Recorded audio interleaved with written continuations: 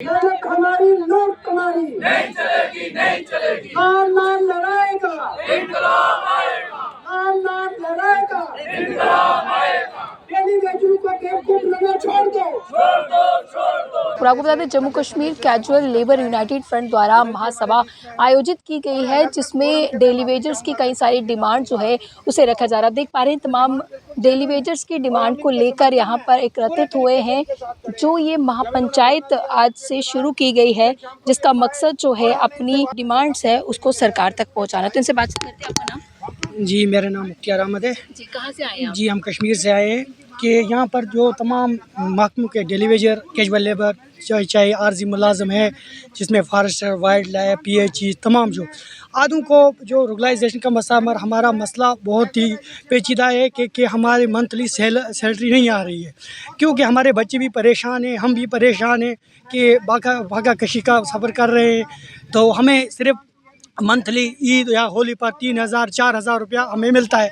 बाकी अगर काम की बात करें तो चाहे जंगलों में हो, चाहे रेस्क्यू करना हो, रीच का मसला हो, चाहे कोई भी मसला हो, ये कैजुअल लेबर नीड बेस ये बेचारे कर रहे थे। चाहे PHE वालों का मसला हो, इरिगेशन हो, फ्लड कंट्रोल, जो भी मसला हो, मगर हमारी बात किसी ने नहीं आज तक। महापंचायत आपकी कितने दिन तक चलने वाली है? ये 2 दिन तक चलने वाली है। तो अब हम इनसे यही करते हैं कि हमारा जो मसला है वो हल किया जाए, क्योंकि चलो हमें अभी आउटसोर्सिंग में भी नहीं रखा गया है। सिर्फ हम फॉरेस्टर की बहुत विंगे हैं जिनको मंथली वेजेस नहीं आ रही है, खासकर वाइल्ड लाइफ हो, फॉरेस्ट डिपार्टमेंट हो या और भी कोई हो, मगर हमारी मंथली वेजेस नहीं आ रही है। हम सरकार से हमें यही उम्मीद लगाए बैठे हैं कि हमारा 9,000 जो बाकी महकमों का मिल रहा है वो हमें मिलना चाहिए। बाकी हमारे अगर किसी को ईद या होली पर गुजारा होता है इन 3-4 हज़ारों में तो ठीक है, बस हमारा यही मसला है।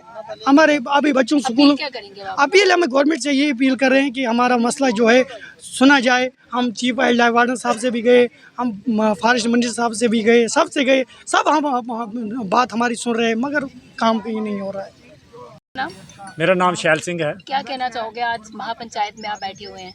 देखो, सरकार से हमारी यही उम्मीदें लगाकर बैठे हुए हैं कि आज तक 25-30 साल हो गए हैं, आज तक इन्होंने कुछ नहीं दिया। वरना इसके लिए ये लास्ट हमारा फैसला है कि महापंचायत क्या होती है, कि हमने 3-4 बार जो है ना गवर्नमेंट से, हमने जो हमारे डिवीज़न के चीफ इंजीनियर हैं उनसे भी हमने उम्मीदें रखी थी, डिबकाम से भी रखी थी, LG से भी रखी थी, जहाँ तक कि हमें कुछ नहीं मिला।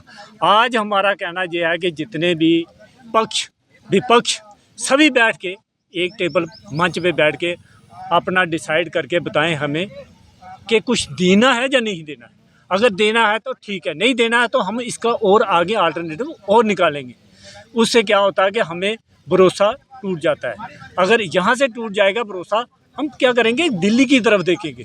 हमारा ये नहीं है कि महापंचायत जहाँ पे ख़त्म करने वाले हैं, नहीं।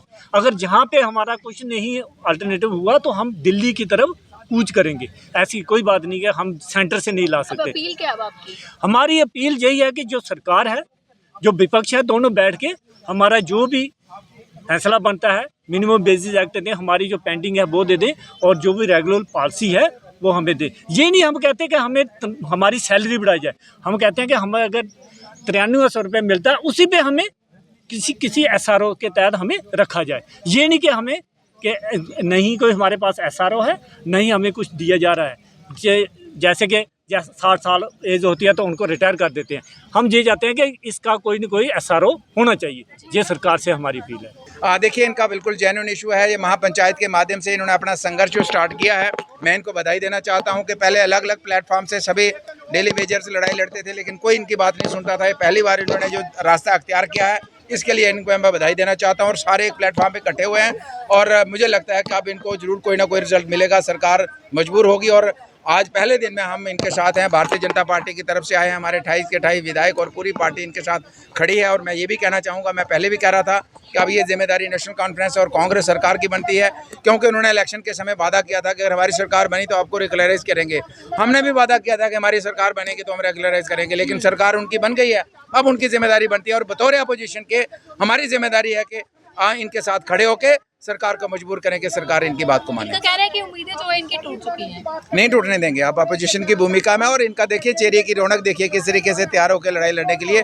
इनकी उम्मीद कोई नहीं टूटेगी, और ये जिस तरीके से संघर्ष इन्होंने स्टार्ट किया है, इनके उम्मीद पे खरा भी उतरेंगे अपनी लड़ाई के बाद, और सरकार इनकी बात को। 6 महीने के लिए कमेटी में ज्यादती हुई है कि कमेटी में कम से कम इनके रिप्रेजेंटेटिव को डालना चाहिए था। इनके क्या मसले हैं तो तभी आगे बढ़ पाते। कमेटी भी एक मुझे लगता है कि आईवाश है, लेकिन फिर भी जो भी किया है तो कम से कम इनको पूछ के किया जाना इस चाहिए। महापंचायत से कितना इफेक्ट पड़ेगा? महापंचायत से जबरदस्त इम्पैक्ट पड़ेगा।